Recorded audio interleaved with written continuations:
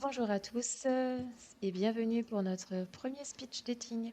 Aujourd'hui, on va rencontrer deux autrices, donc Mélissa Touzeau et Morgane Beaujuc, qui vont toutes les deux nous présenter de la fantaisie, mais pas dans le même domaine. Donc, ce serait bien déjà si vous pouviez envoyer un petit peu de force dans le chat, voir si vous êtes là. Ok, bonjour les huirs.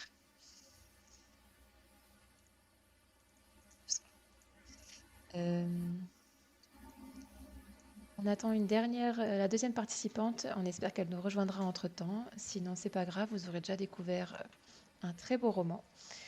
Le roman de Morgane. Bonjour Morgane. Bonjour. Donc, ravie que tu sois avec nous pour cette première session. Et oui, pareil, merci de m'accueillir. Donc, quel livre tu vas nous présenter aujourd'hui? Je vais vous présenter mon premier roman, et donc le premier tome de ma trilogie, Mélisa et la quête légendaire, et le premier tome s'appelle L'atamé de Mélisa. Alors, je vais vous partager dans le chat le lien. Comme ça, vous l'aurez. Pour ceux qui veulent plus de détails, alors, hop, le voilà ici. Du coup, je vais te laisser, je vais juste te demander de présenter ton roman en une phrase avant qu'on démarre le timing des 5 minutes. Si tu arrives à nous parler juste un peu de quoi ça parle et juste le thème. Oui, alors de manière très synthétique, on est sur une low fantasy, donc on suit Mélisa qui part sur un monde parallèle pour découvrir la vérité sur la mort de ses parents biologiques et en même temps apprendre à manier l'énergie. Sauf qu'à peine arrivée dans ce monde parallèle, elle va se faire attaquer par de mystérieux soldats. Oh, ça a l'air vraiment très intéressant. On est sur le titre prend tout son sens. Du coup, je vais te laisser, je vais pas trop poser de questions parce que sinon après, tu n'auras plus rien à dire dans tes 5 minutes. Donc, je vais lancer le timer et dès que tu le vois, tu peux y aller. Ok, très bien. Ça y est, je le vois.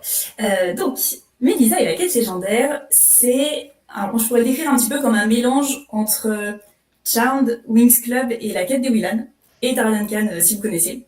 C'est des sagas de fantasy avec lesquelles moi j'ai grandi, et donc cette trilogie, pour moi, c'était vraiment partir un petit peu, un retour en enfance, petite bulle un peu cosy nostalgie, et j'ai voulu écrire un peu ma propre quête de fantasy, ambiance Fun Family, tout ça. Donc, on est vraiment dans ces ambiances-là. Et on suit donc Mélisa, que vous voyez normalement sur la couverture, mais je l'ai aussi ici. On suit Mélisa, qui est en quatrième. Donc pour elle, ça se passe pas très bien au collège, période difficile, on connaît ça. Et elle se sent pas trop à sa place. Et un jour, elle trouve dans son grenier des objets qui étaient avec elle quand elle a été abandonnée à la naissance. Puisque Mélisa, c'est une fille qui a été adoptée. Et elle trouve notamment, on le voit un peu sur la couverture, un atamé. Donc un atamé, c'est un objet de sorcière, un objet de sorcellerie étrange. Elle le regarde, elle l'observe un peu, et à force de le retourner dans tous les sens, Mélisa va basculer dans un autre monde. Donc au début, elle ne sait pas qu'elle a atterri dans un autre monde. Elle se retrouve perdue en pleine forêt. Heureusement, elle est recueillie par Erwin. C'est un guerrier qui va la prendre un petit peu sous son aile. Il l'emmène à la capitale du royaume où elle est arrivée. Et là, on lui explique que ses parents biologiques venaient de ce monde et qu'ils y sont morts juste après sa naissance. Et donc là, c'est toute une quête d'identité qui se met en place. Mélisa va essayer de comprendre un petit peu qui étaient ses parents biologiques, essayer de comprendre quel était vraiment leur rôle dans ce royaume, pourquoi est-ce qu'elle n'était pas dans le bon univers, quelle peut être sa place, etc. Peut-être qu'elle essaiera de reprendre la quête de ses parents, mais ça c'est plutôt pour la suite de la trilogie. Dans ce premier tome, Mélisa, elle va vraiment on est vraiment dans la découverte de ses origines, de l'univers, de sa magie, puisque donc Mélisa découvre qu'elle peut manier l'énergie, qui est la magie des 5 éléments. Donc le feu, la terre, l'air, l'eau et l'éther. Et bien sûr, et heureusement, Mélisa n'est pas seule, elle rencontre des amis. Donc on a par exemple, celle qu'on voit sur la couverture, c'est Tiana. C'est une adolescente très intelligente qui rêve de devenir guerrière. Elle rencontre aussi Danaela, qui se révélera être la cousine de la reine, rien que ça. Et on a derrière, au berceau de la couverture, Sabrel, qui est un elfe très joyeux, malicieux, il aime beaucoup l'aventure. Et donc, du coup, il sera d'autant plus partant pour venir l'aider dès que Mélisa sera en danger. Il sera au rendez-vous. Et Mélisa va avoir justement quelques risques, quelques dangers, puisque à peine arrivée dans ce nouveau monde sur Aqua, elle va se faire attaquer donc par de mystérieux soldats vêtus de gris, et elle ne sait pas pourquoi. Et avec ses amis, ils vont essayer un petit peu d'enquêter, de comprendre peut-être s'il y a un lien entre ces attaques et la mort de ses parents. Voilà, j'en dis pas plus sur le pitch parce que voilà, sinon je vais vous raconter toute l'histoire. Mais ce que je voulais aussi vous dire, c'est que donc ça parler un petit peu de mes influences pour cette histoire. Donc déjà cette trilogie, les premières idées, elles me sont arrivées il y a quasiment 15 ans. Ça fait très longtemps que que j'ai cette histoire en tête. Et mes influences principales, c'est à la fois ce que je disais, les sagas de fantasy des années 2000 avec lesquelles j'ai grandi. Donc la quête des Wylans, Tara Duncan, Narnia, ce genre de sagas. Et à la fois tout ce qui est sorcellerie et paganisme européen, des choses que j'ai découvert aussi à l'adolescence, et donc qui m'ont beaucoup inspirée. Et j'ai même fait plein de recherches dessus pour pouvoir étoffer un petit peu l'univers et mettre en place plein de parallèles qu'on peut deviner entre la Terre et Aqua. Donc, voilà, je me suis amusée à faire tout ça. Et donc c'est une saga qui s'adresse un petit peu à tous les lecteurs et lectrices, globalement à partir du moment où on a commencé les romans un peu plus longs, puisqu'il fait quand même 450 pages, donc à partir de 9-10 ans, et ensuite à tout âge, puisqu'on peut lire de la fantaisie jeunesse à tout âge. Et moi j'en lis encore, donc vive la fantaisie jeunesse. Et voilà, et je voulais aussi vous dire que j'ai fait le choix de l'auto-éditer, donc vous pouvez la trouver en auto-édition cette saga. Le choix de l'auto-édition, c'est pour plein de raisons, mais les deux principales, c'est, je pense que c'est une saga qui n'allait pas forcément trouver sa place en maison d'édition, dans le sens où c'est une trilogie d'une autrice pas encore connue, puisque c'est mon premier roman, donc pas forcément un bon investissement commercial pour les maisons d'édition. En plus, on est sur des sous-genres qui étaient du coup plutôt à la mode il y a 20 ans. Et en plus de la litté pour jeunes ados, c'est pas forcément ce qu'on trouve le plus en rayon librairie en ce moment, puisqu'on passe assez vite on va dire du junior au young adult, donc même si on y revient un peu, mais voilà, plusieurs raisons qui faisaient que j'avais vraiment envie de. Enfin, je pensais qu'elle avait bien sa place en auto-édition. Et puis en plus, je me suis vraiment prise de passion pour le côté entrepreneurial de l'auto-édition, devoir tout gérer, tout faire moi-même. C'est au détriment de mes heures de sommeil, mais je m'éclate là-dedans. Voilà, j'ai pu tout mettre en place, toutes ces diffusions, etc. Et choisir mes prestataires, et notamment mon illustrateur, qui se trouve être mon chéri, qui m'a fait cette belle couverture et la carte de l'univers qui est à l'intérieur. Ah, tu peux nous montrer la carte, peut-être, si tu arrives à nous montrer. Ah, super. J'adore les cartes de fantasy. C'est super. Voilà. Du coup, je reviens un petit peu sur ton speech. Déjà, bravo d'avoir tenu 5 minutes. Merci. J'ai réussi à faire le Franchement, parfait. 5 minutes tout pile, vraiment super. Bon, Et, du coup, j'ai une petite question. Est-ce que tu peux nous expliquer ce que c'est le paganisme? Oui, paganisme, c'est le mot qu'on utilise pour désigner tout ce qui est païen. Donc païen, c'est d'un point de vue, l'époque à laquelle ce mot a été inventé, c'est-à-dire d'un point de vue du christianisme. Et donc ce qui est païen, c'est tout ce qui est des croyances qui ne sont pas les croyances dans le Dieu unique. Donc le Dieu qui est le même pour les trois grandes religions monothéistes, judaïsme, islam et christianisme.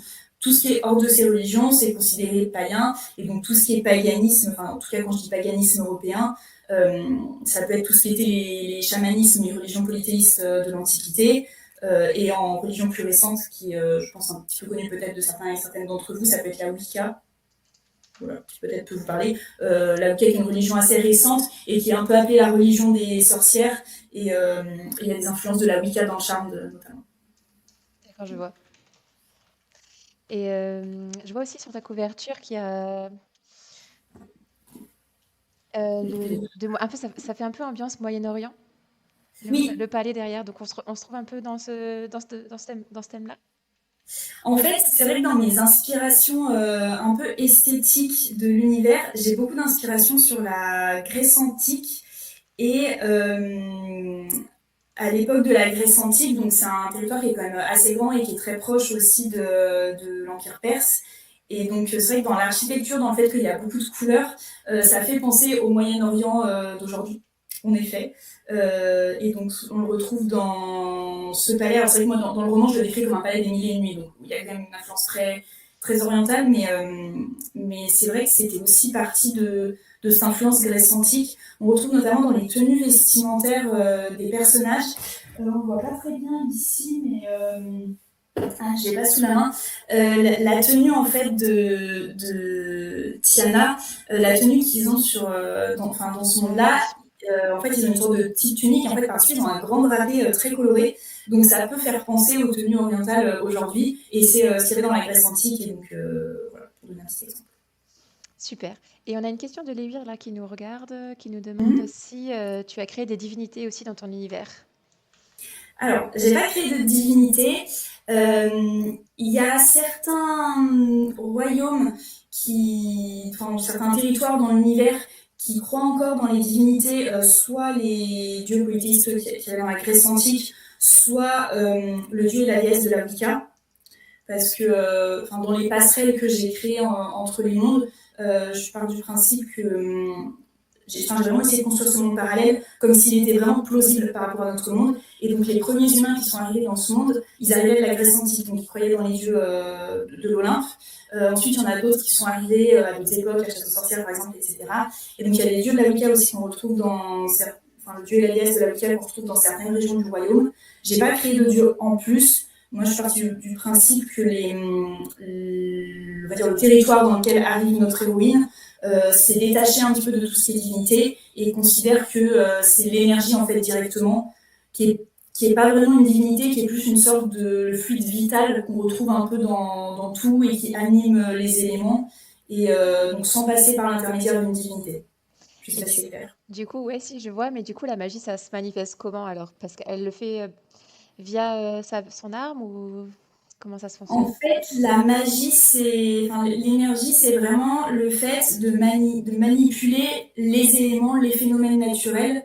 Donc, par exemple, pouvoir pousser le vent, c'est une des premières choses qu'elle fait sans faire exprès, c'est de pousser le vent. Donc, ça met le bazar, ça fait voler toutes les affiches de la chambre de sa pote.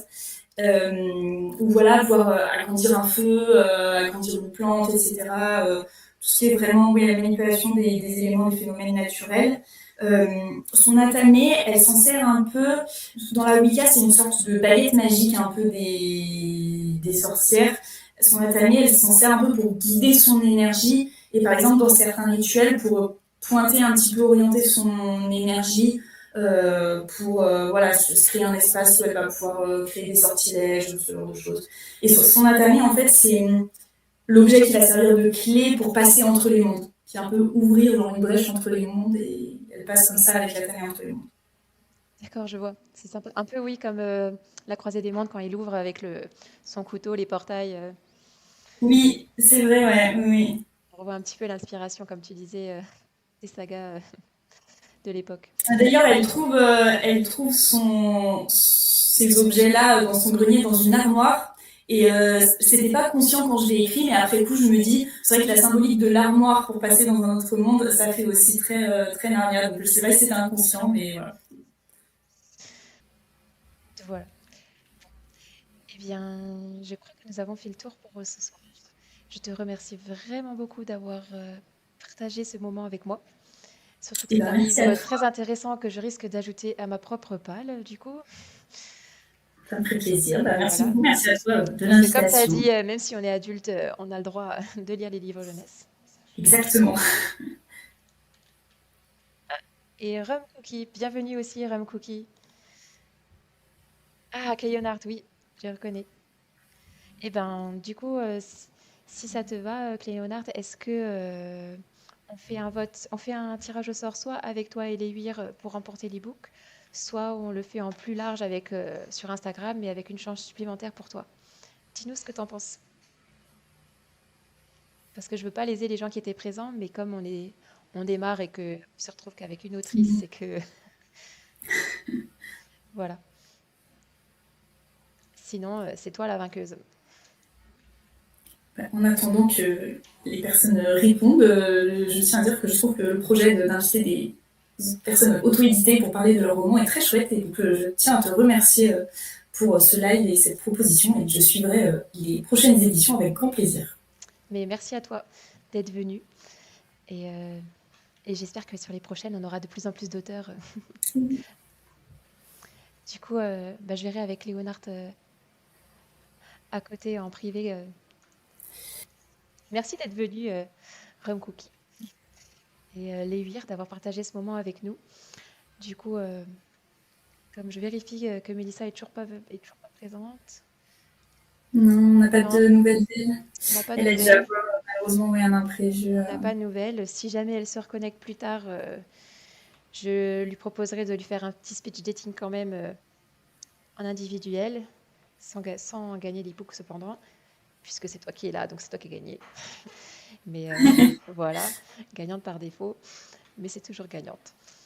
Donc merci à vous d'être venues et de nous avoir suivis. Et Merci aux on personnes qui se étaient là. retrouve d'ici un mois ou deux pour la prochaine session, avec d'autres romans et d'autres auteurs à découvrir. Oui, Merci. on a hâte. Bonne soirée à tout le monde. Merci, bonne soirée.